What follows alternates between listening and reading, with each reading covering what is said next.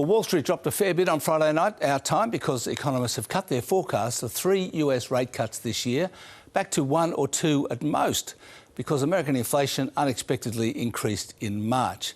And then Asian markets opened weaker today after the additional problem of Iran's attack on Israel over the weekend, which also affected Australia, where the index fell 0.5%. Although there wasn't much of a pattern to the trading, CBA took a hit, as did CSL, but Westpac went up.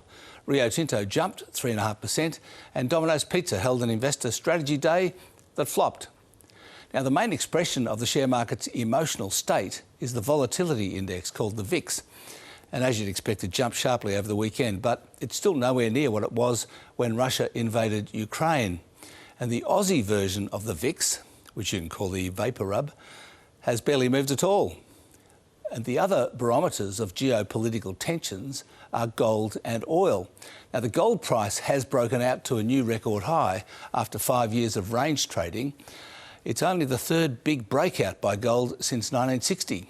And the oil price is around the highest it's been since last October. But if you adjust it for inflation, you can see it's now above what it got to after the first oil shock of 1973, which followed the Yom Kippur War, in which an Arab coalition launched a surprise attack on Israel. Gold and oil both fell back a little over the weekend, while iron ore and copper went up, and the Australian dollar stayed roughly steady at just under 65 US cents.